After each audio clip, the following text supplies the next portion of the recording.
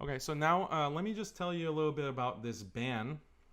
It was because of an article that I wrote that you can check out on MuslimSkeptic.com on the Sultan of Brunei. And in this article, I was really shocked that I was banned for 7 days for posting this.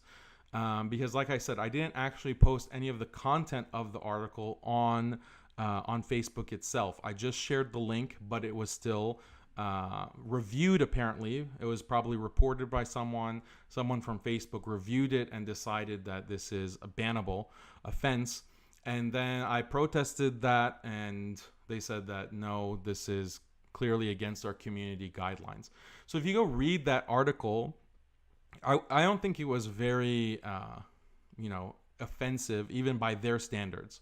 The only thing that I said that might have been seen as derogatory by their standards is I called, LGBT, I called them rectum sex enthusiasts. Rectum sex enthusiasts. So I don't see how this is derogatory by their standards. I have a variety of different terms that I use for this kind of disgusting behavior and practice that they've now called a lifestyle. But this is purely descriptive. They're enthusiastic about having sex with that part of the body, right? And they've defined their identities according to that kind of lust that they have for that. So we can't use that term. Like, we can't say something that is purely descriptive. So what's really the bannable offense here? What's really the community standard that they're implementing and imposing on everyone? Does everyone have to accept that kind of behavior? Does everyone have to approve of it? Does everyone have to speak about it in exactly the way that they want to be referred to their behavior? This kind of same-sex behavior that they're engaged in?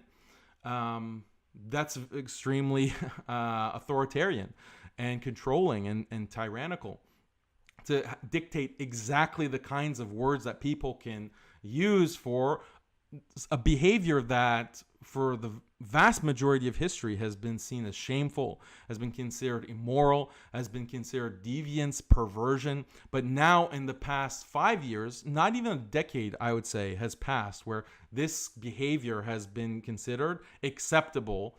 And you can have a major company that is like a social media company that dictates how everyone can talk about it in a certain way. This is just all very recent. Even on social media, these kinds of bans are not now only coming into effect within 1 year.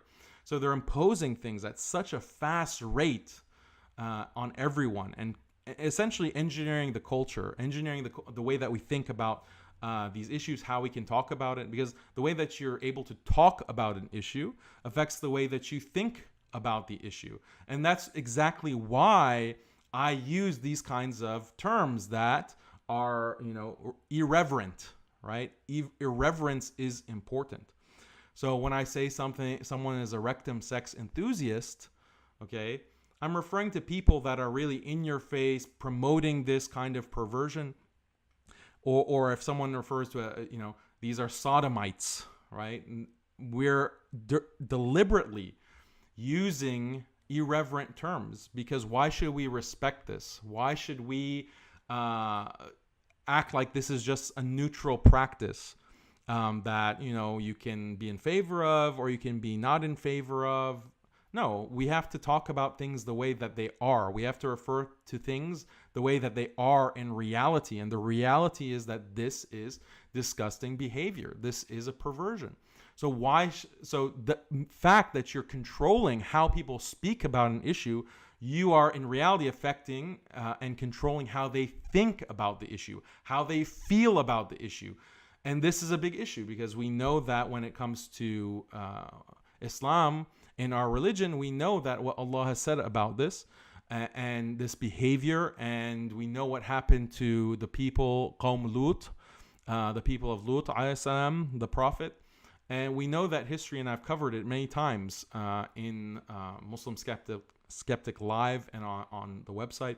So I'm not going to belabor that, but just think about how there's no neutrality here, right? There's no neutrality. Because I got criticized. I got criticized by Muslims for saying, When you say rectum sex enthusiast, that is so insulting. That is so rude. Where's your adab? Where is your, humanity? Where's your mercy? No, where's your mercy? Where's your rahmah? Where's your humanity? Okay, this is something that is vile. The fact that you don't perceive it as such, and you're not going to talk about it and discuss it as such, and you're insisting on reverence and respect, then that shows that you've already bought into, you've already drunk the Kool-Aid, right?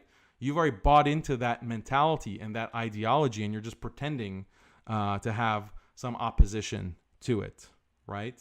If you truly are going to understand this action and this behavior for what it is, then refer to it by what it is. And if you do care about people, and you want them to rectify their ways and to act and behave differently, then yeah, show them, and let's have a culture where we speak about these things in terms of the reality of it. And how do we determine what is real and what's not real? That's from Allah and His Messenger sallallahu alaihi wasallam. And so even when you look at in the Quran, when Allah is relaying to us the conversation of Lut with his people, Lut is not showing respect to their behavior. He's saying that, are you doing something that no one before in creation has done? No one has done this behavior before. And so he's speaking with, you could read that as being angry. And the Tafsir will mention this, how he was shocked, like he's chiding them. He's giving them, this kind of negative, very negative reaction. And so that's important. How we speak about something, how our attitude towards something, our discourse on this kind of sexual deviance matters. Calling it a sexual deviance matters, right?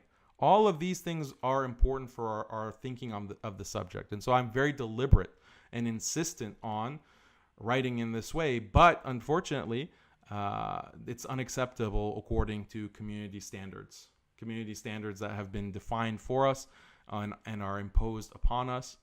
So, all this talk about, freedom of speech and, we have the First Amendment and so many liberties in the West. I mean, this is all just a, charade. This is all just smoke and mirrors.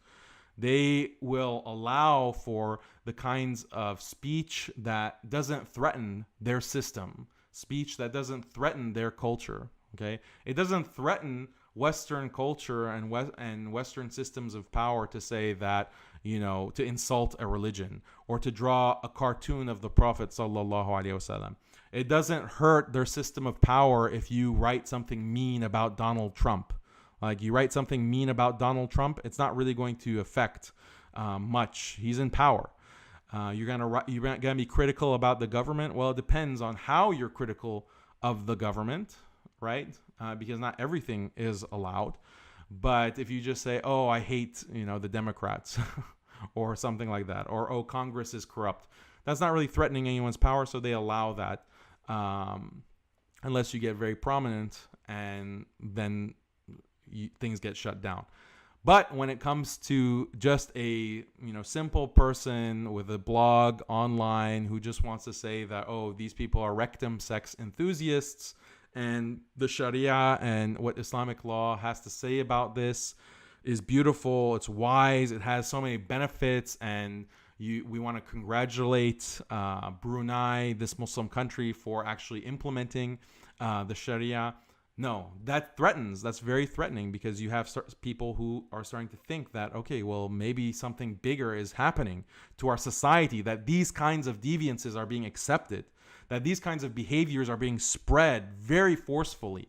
Our children are literally being indoctrinated in schools because the curriculum is being imposed without a parent being able to say that, no, I don't want my child to be learning about this when they're in kindergarten or elementary school or primary school. That's the level, right? So brothers and sisters, this is real. This is happening in our society. And if you have any kind of attitude against it, they're cracking down. They're cracking down very hard. And don't don't, go quietly, is what I'm trying to say to you. Don't just think that, oh, okay, this is, we're just going with what is necessary, and the culture is changing, and we have to get it. We have to be okay with how the culture is changing. We can just be in our own homes and teach the right views, the right positions on LGBT to our own kids, and it's not going to affect us. No, that's not acceptable. That's not going to be acceptable, because now even Muslim children, Islamic schools are being pressured, heavily pressured, to teach this curriculum. Muslims can't just keep themselves in a box and protect themselves from the influence from all directions, the pressure from all directions. So we have to be aware of it, because if we're not even aware, then how are we going to counteract it? How are we going to protect ourselves? How are we going to push back? So this is very simple message that